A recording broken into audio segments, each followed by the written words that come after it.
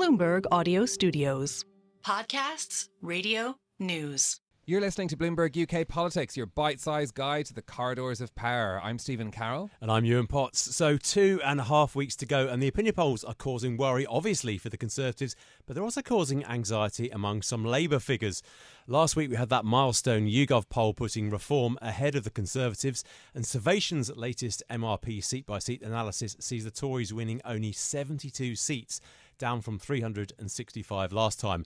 That would be a Labour majority of, wait for it, 262.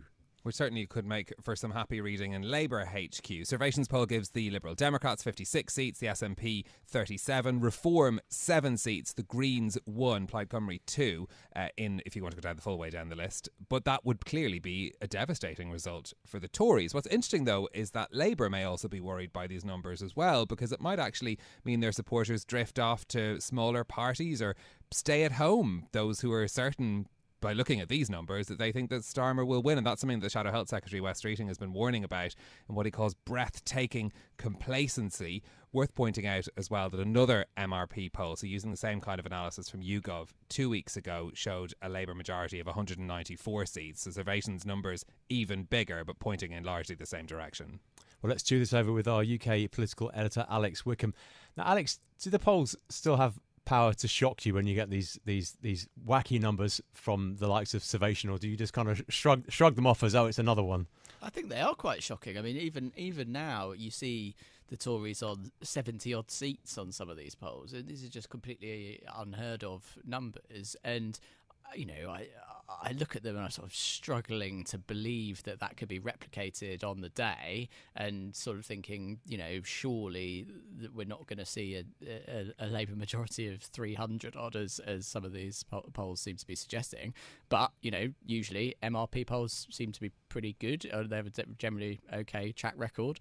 So there's obviously, that's where things are at the moment, and nothing has moved really in the polls for a long time in Britain, at least a year. Basically, Labour have had this 20-point plus lead, which does translate to a huge majority. So it is absolutely the end times for the Conservatives. Well, let's talk about how these polls play into the campaign and how we think about the campaign and how voters think about it especially as well. A lot of attention being paid to Reform's performance, especially after they passed the Conservatives in a poll last week as well. Does that actually serve to help them? How does it sort of play out for parties?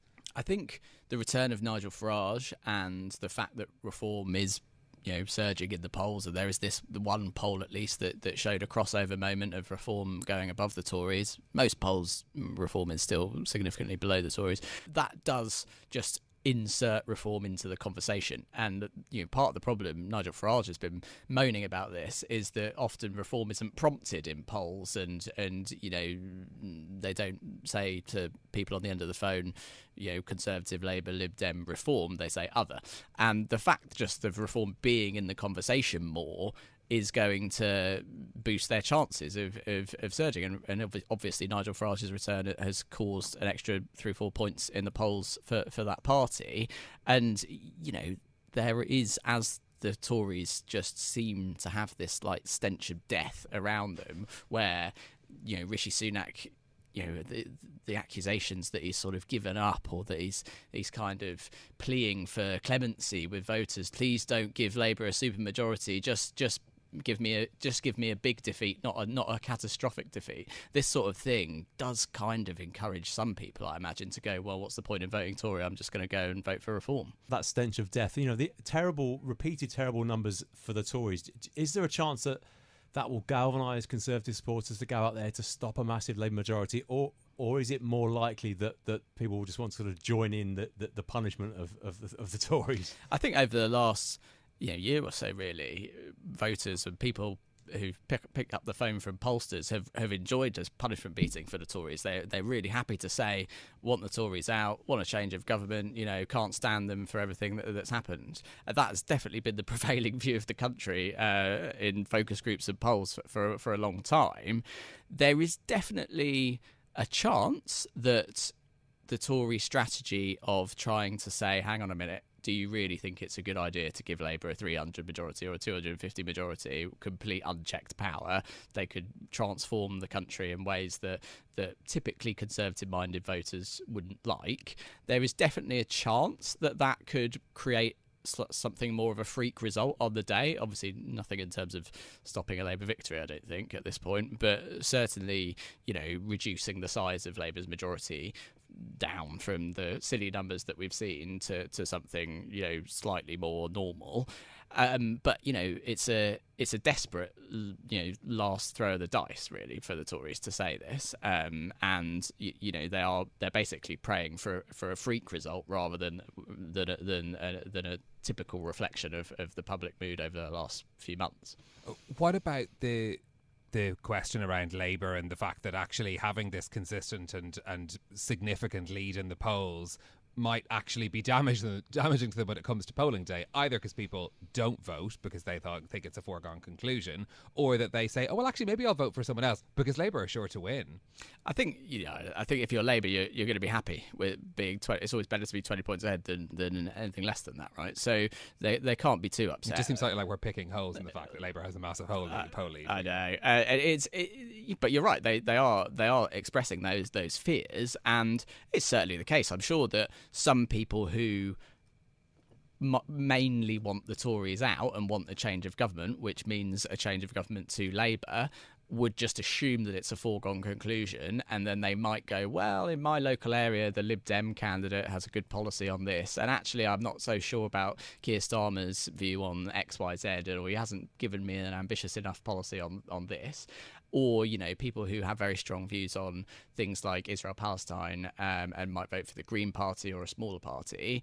There is definitely capacity for some upsets, I think, in individual seats where Labour could lose a couple of MPs or candidates in slightly odd areas that you wouldn't necessarily have predicted, just because local sentiment kind of turns out against them on the day. I think things like that are possible, not enough to change the big picture, but certainly you could imagine people thinking, well, you know what, Labour's going to win, so I don't have to vote for the Labour Party. Now, we're expecting a manifesto launch today, or they're not calling it a manifesto. What are we expecting to hear from Nigel Farage and Reform?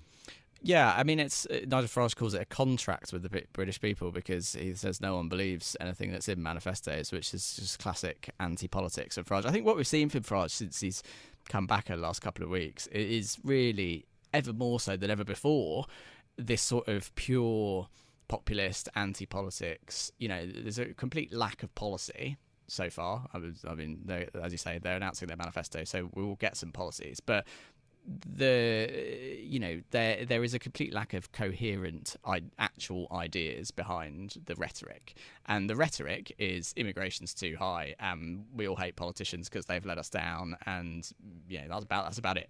And don't get me wrong, that has worked for Nigel Farage in the past, and it will probably work in this election to get him a good number of votes.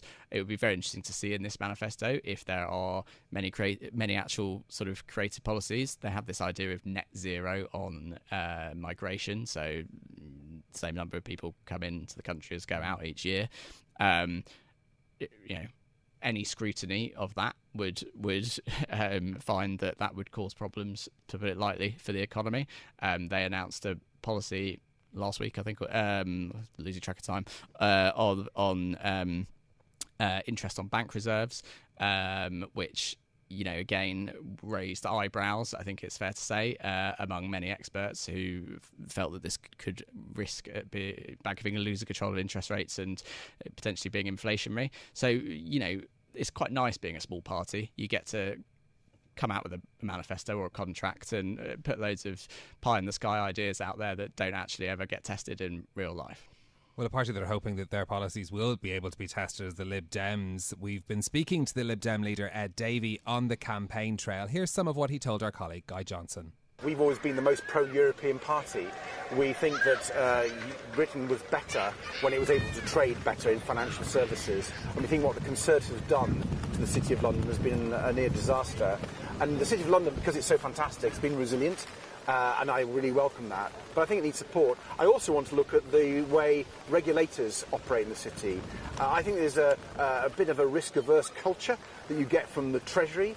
And I think if we can look at that, people in the city tell me that would make a big difference too. So we've been engaging with banks, with people in the investment community, and they really like what we're saying. So that's the Liberal Democrat leader, Ed Davey, speaking to Guy Johnson, just in the rain, by the way, not as part of some elaborate election stunt for the sound effects. But look, Alex, there's a point in this as the Lib Dems, doesn't seem like anyone else is really talking about Brexit or putting the EU policies front and centre. Are parties missing a trick with this? Is this the sensible positioning for the Lib Dems? I think it's for the Lib Dems. It absolutely is a sensible positioning. I think Ed Davey, has run a very good campaign in that. Nobody's really talked about the Lib Dems for a few years in this country. They've sort of fallen by the wayside. And Ed Davey's had problems of his own politically. The postmaster scandal, which he was slightly caught up in as a former minister on that patch, was certainly a very tricky moment for him that could have seen him really come a cropper worse than he did. But during the campaign, he's done, on the one hand, these sort of silly stunts that have made him seem like a cuddly Lib Dem leader, all right bloke. Plus, he has done some pretty powerful stuff in terms of campaign videos about care, which is a big thing for him. He lost his parents at a young age and has a disabled child, which I think voters of any views would have looked at and gone, oh, that was a powerful message.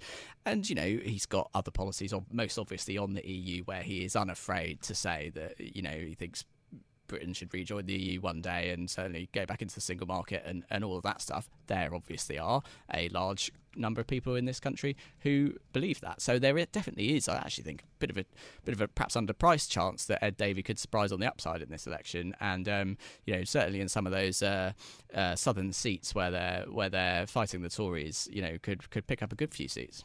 Yeah, it does seem like it's so far the issue that hasn't really come out. I do feel that the two major parties would rather not talk about it at all, and the Lib Dems perhaps want to talk about it less than last time when it turned out to be not a good electoral strategy.